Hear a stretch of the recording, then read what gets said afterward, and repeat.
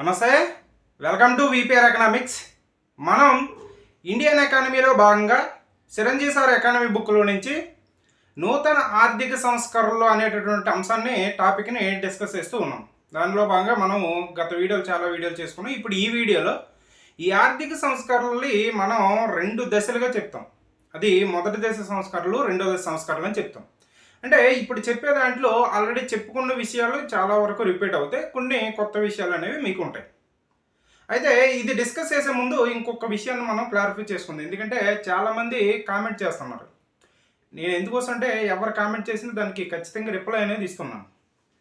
మీరు ఏంటంటే ఈ వీడియోలో సరిపోతాయా అని కొందరు, లేదా కొందరేమో అది అభిమానం తెలీదు, అత్యుత్సాహం ఏదో అంటారు కదా, అదో తెలీదు, నేను మీ వీడియోలు తప్ప ఇంకెవరి వీడియోలు చూడను సార్ అని ఇలా రకరకాల కామెంట్స్ అనేది చేస్తున్నారు.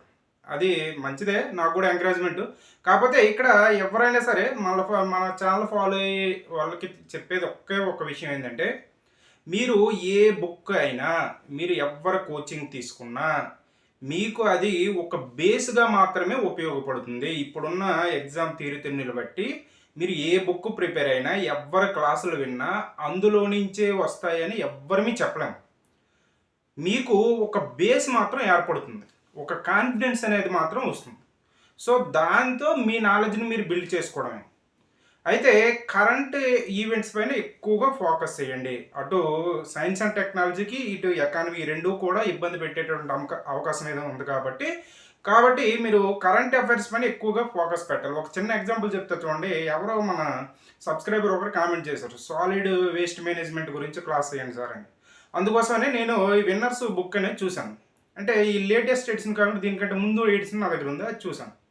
చూస్తే అందులో ఉన్నటువంటి కొన్ని సంస్కరణలు తీసుకొచ్చినటువంటి అంశాలు అనేవి మళ్ళీ రీసెంట్గా ఒక 2 days బ్యాక్ నేను కరెంట్ అఫైర్స్ మ్యాగజైన్లో చూసేటప్పటికి అన్నీ మారిపోయి ఉన్నాయి. సో అది అంతా మళ్ళీ మనం అప్డేట్ చేసుకోవాలి. అలా ఎవరు చెప్పేది ఇప్పుడు ఆల్రెడీ ఆ విన్నర్స్ వాళ్ళది క్లాసులు తీసుకున్న వాళ్ళకి ఆల్రెడీ చెప్పేసి ఉంటారు. అది ఇప్పుడు అప్డేట్ అయినవి వాళ్ళు చెప్పకపోవచ్చు. అలా అన్ని ఇన్స్టిట్యూట్లు, చాలా ఇన్స్టిట్యూట్లు చెప్పొచ్చు. అలాగే ఇప్పుడు టైం తక్కువ కాబట్టి వాళ్ళు చెప్పుకుంటూ వెళ్ళిపోతారు. అప్డేట్స్ వచ్చేటప్పుడు మీకు ఇవ్వచ్చు, ఇవ్వకపోవచ్చు. కానీ దాన్ని మీరే అప్డేట్ చేసుకోవాలి. లేదనుకుంటే మనకి పీరియాడికల్ లేబర్ ఫోర్స్ సర్వే అనేది మీరు ఆల్రెడీ చాలా బుక్కుల్లో కావచ్చు, లేదా యూట్యూబ్లో చెప్పింది కాబట్టి చదివేసి ఉంటారు. కానీ ఈ పీరియాడికల్ లేబర్ ఫోర్స్ సర్వే అనేది మనకి ప్రతి 3 నెలలకు ఒకసారి ఇస్తారు. ఇప్పుడు లేటెస్ట్ది కూడా మనకి మార్చి వరకు ఇవ్వడం అనేది జరిగింది. సో మీరు ఆల్రెడీ అది యాన్యువల్ రిపోర్ట్స్ చదివేసి ఉంటారు. ఇప్పుడు ఈ 3 monthsకి ఇచ్చింది కూడా మీరు అప్డేట్ చేసుకొని చదవాలి.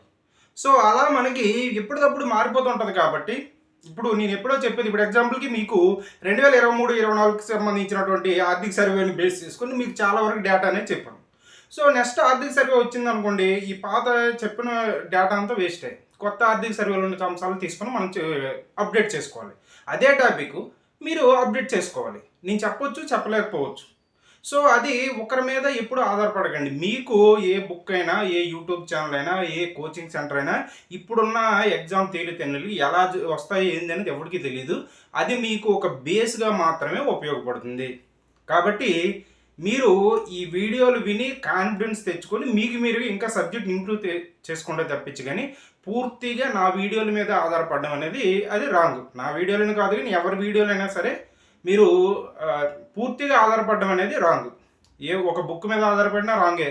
ఎందుకోసం అంటే మీరు ఆ బుక్ చదువుతూ కరెంట్ ఈవెంట్స్ ఏమున్నాయి అవి అప్డేట్ చేసుకోగలగాలి. అప్పుడే మీరు ముందంజలో ఉంటారు. లేదు ఒక బుక్నే గుడ్డుగా ఫాలో అయిపోతూ ఉన్నారంటే మీరు వెనకబడిపోయినట్టు. ఇలా మీకు మీరుగా అప్డేట్ అనేది అవ్వాలి.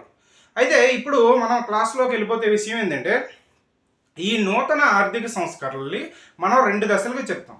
అది ఒకటి మొదటి దశ సంస్కరణలు, రెండవ దశ సంస్కరణలు. ఈ మొదటి దశ సంస్కరణలో మనం కొన్ని విషయాలని ఈ వీడియోలో డిస్కస్ చేద్దాం.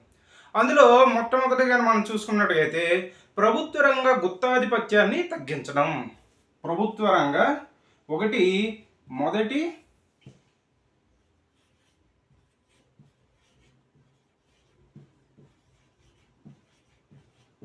తరం సంస్కరణలు. ఈ మొదటి తరం సంస్కరణలో ఒకటి ప్రభుత్వ రంగం యొక్క గుత్తాధిపత్యాన్ని తగ్గించడం. ప్రభుత్వ రంగ గుత్తాధిపత్యం. ఈ ప్రభుత్వ రంగ గుత్తాధిపత్యాన్ని తగ్గించడం అనేది మనం మొదటి తరం సంస్కరణలో మనం చెప్పడం అనేది జరుగుతుంది.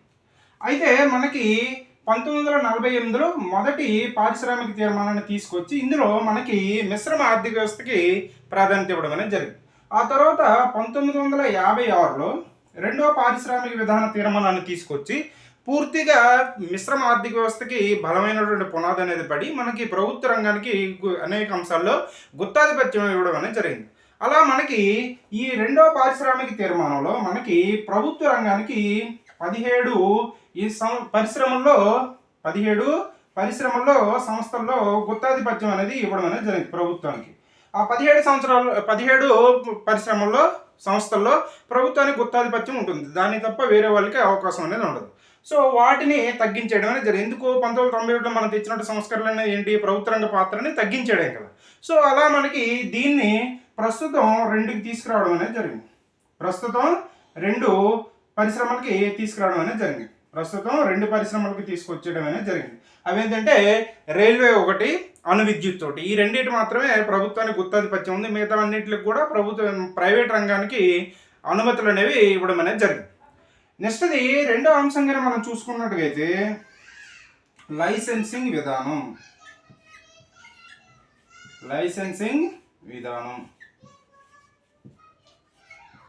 మనకి లైసెన్సింగ్ విధానం అనేది 1951లో IDRA అనేటటువంటి చట్టాన్ని చేసాం. 1951లో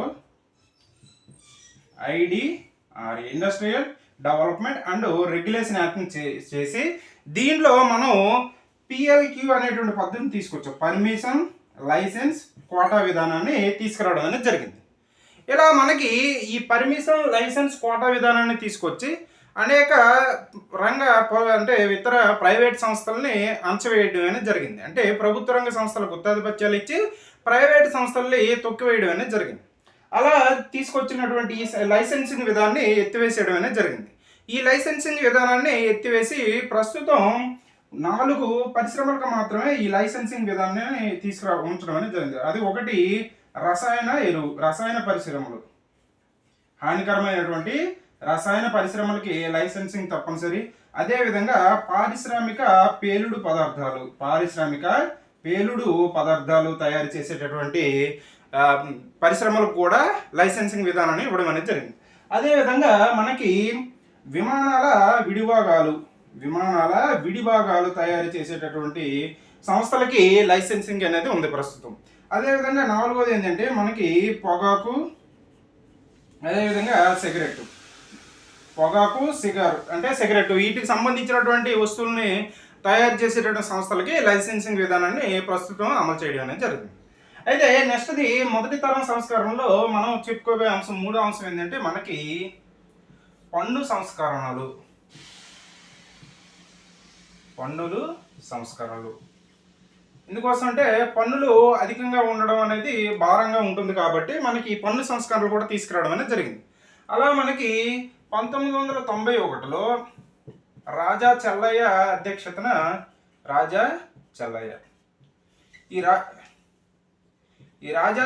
అధ్యక్షతన ఈ పన్నుల సంస్కరణలపై ఒక కమిటీని నియమించడం అనేది జరిగింది. అదేవిధంగా 2002లో విజయ్ కాల్కర్ అధ్యక్షతన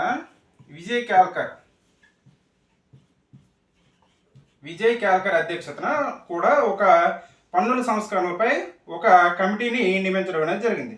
వీరి సూచనల మేరకు భారతదేశంలో ఉన్నటువంటి అత్యధిక పన్ను రేట్లని తగ్గించడం అనేది జరిగింది. అలా మనకి ఆదాయ పన్ను అనేది 50% ఉన్నటువంటిది ప్రస్తుతం 30% IST పన్నును తీసుకురావడం అనేది జరిగింది. అదేవిధంగా కార్పొరేషన్ పన్ను అనేది 70% ఉండేటటువంటి కార్పొరేషన్ పన్నుని ప్రస్తుతం దీన్ని కూడా 30% తీసుకురావడం అనేది జరిగింది. కార్పొరేషన్ పన్నుని 30% తీసుకురావడం అనేది జరిగింది. అదేవిధంగా ఈ రాజా చెల్లయ్య కమిటీ సూచనల మేరకు మనకి పాన్ కార్డుని ఇంట్రడ్యూస్ చేయడం అనేది జరిగింది. అదేవిధంగా సర్వీస్ ట్యాక్స్ని ఇంట్రడ్యూస్ చేయడం అనేది జరిగింది.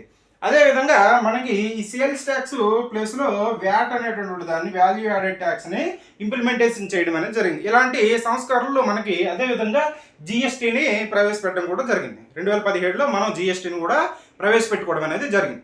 అయితే ఈ సంస్కరణలు తీసుకొచ్చిన ఇది సంస్కరణలు మనం లేటెస్ట్ దీనికి కొంత డేటా అనేది యాడ్ చేసుకుంటే మనకి 2023-24 ఆర్థిక సంవత్సరానికి మనకి ప్రత్యక్ష పన్నులు అనేవి 17.7% గ్రోత్ రేట్ అనేది సాధించి మనకి ఈ 2023-24 సంవత్సరానికి 19.58 లక్షల కోట్లు ప్రత్యక్ష పన్నులు అనేవి వసూలు అవడం అనేది జరిగింది. ఇది మనకి ఈ మొదటి తరం సంస్కరణలో ఈ డేటా అవసరం లేదు, కాకపోతే ఇక్కడ ఈ సందర్భాన్ని బట్టి మనం డేటా అనేది ఉపయోగించుకోవాలి.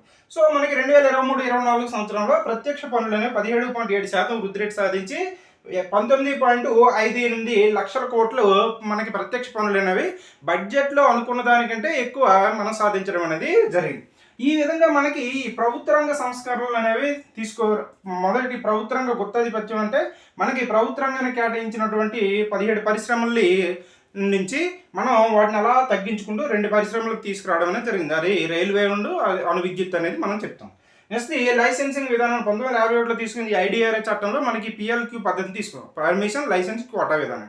సో మనకి వీటిని లైసెన్సింగ్ విధానాన్ని కూడా ఎత్తివేయడం అనేది జరిగింది. కొన్ని పరిశ్రమలకు మాత్రం ఉంచారు, హానికర రసాయనాలు తయారు చేసేటువంటి పరిశ్రమలకి, అదేవిధంగా పారిశ్రామిక పేలుడు పదార్థాలను తయారు చేసేటటువంటి పరిశ్రమలకి, అదేవిధంగా విమానాల యొక్క విడిభాగాలను తయారు చేసేటువంటి పరిశ్రమలకు కూడా లైసెన్సింగ్ విధానం ఉంది. అదేవిధంగా పొగాకు, సిగరెట్టు ఇటువంటి హానికరమైనటువంటి అంశాలను తయారు చేసేటటువంటి వస్తువులు తయారు చేసేటువంటి పరిశ్రమలకు కూడా లైసెన్సింగ్ విధానం అనేది ఉంది.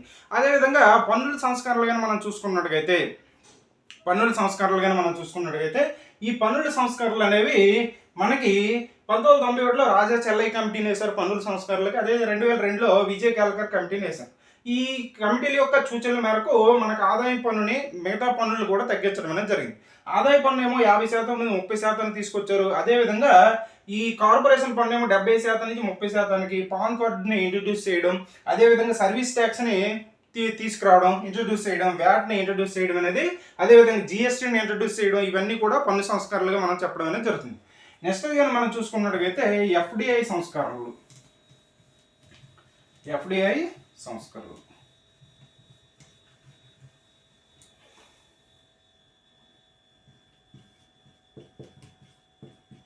ఎఫ్డిఐ సంస్కరణ 1991 ముందు మనది అంతా కూడా ఈ అంటే క్లోజ్డ్ ఎకానమీ కాబట్టి ఎఫ్డిఐలు అనేది తక్కువ అసలు లేవని చెప్పవచ్చు ఒక విధంగా. అయితే 1991లో ఈ ప్రపంచీకరణ సరళీకరణ విధానాల వలన మనం భారతదేశంలో ఎఫ్డిఐల్ని అనుమతించడం అనేది జరిగింది.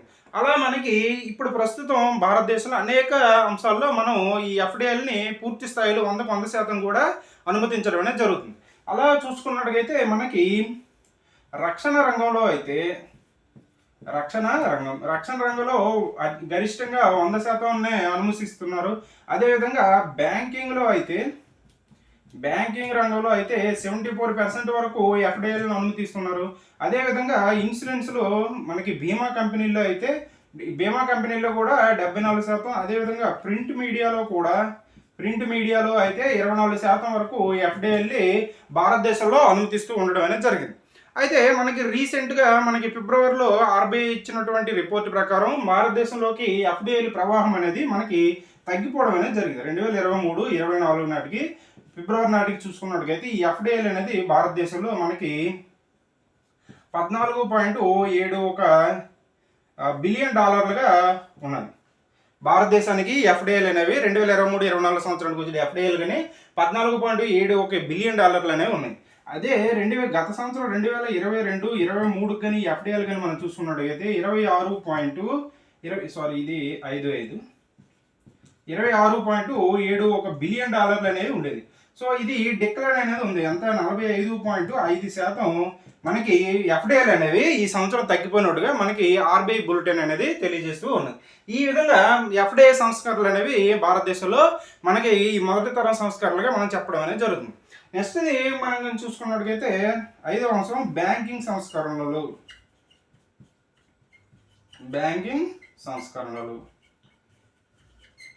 ఈ బ్యాంకింగ్ సంస్కరణలు అనేవి చూసుకున్నట్టుగైతే మనకి ఈ నరసింహం కమిటీని ఈ బ్యాంకింగ్ రంగ సంస్కరణల కోసం 1991లో ఒకసారి, అదేవిధంగా 1997లో ఒకసారి ఈ నరసింహం కమిటీని నియమించడం అనేది జరిగింది.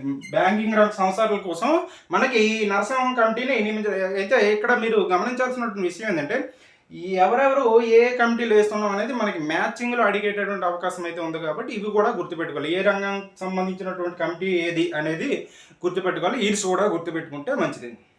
ఇలా మనకి ఈ బ్యాంకింగ్ రంగ సంస్కరణలు తీసుకొచ్చి బ్యాంకింగ్లో మనకి ఈ ప్రైవేట్ బ్యాంకింగ్ను అనుమతించడం, అదేవిధంగా ప్రభుత్వ రంగ బ్యాంకులకి అధిక స్వేచ్ఛనివ్వడం, ఇటువంటి అంశాలన్నీ కూడా సిఆర్ఆర్ ఎస్ఎల్ఆర్ని మెయింటైన్ చేయడం, అదేవిధంగా క్యాపిటల్ రిస్క్ అసెట్ రేషియోని మెయింటైన్ చేయడం, ఇటువంటి సంస్కరణలన్నీ తీసుకురావడం అనేది బ్యాంకింగ్ రంగంలో మనం తీసుకొచ్చినటువంటి సంస్కరణలుగా మనం చెప్పడం అనేది జరుగుతుంది. ఇది మనం మొదటి తరం సంస్కరణలో చెప్పుకున్నటువంటి కొన్ని అంశాలు. ఇంకా చాలా అనేవి ఉన్నాయి, నెక్స్ట్ వీడియోలో అవి డిస్కస్ చేద్దాం. ఇది మనం ఈ వీడియోలో చెప్పుకున్నటువంటి అంశం. ఈ వీడియో కనుక మీకు నచ్చినట్టయితే లైక్ చేయండి, షేర్ చేయండి, సబ్స్క్రైబ్ చేయండి. Thank you.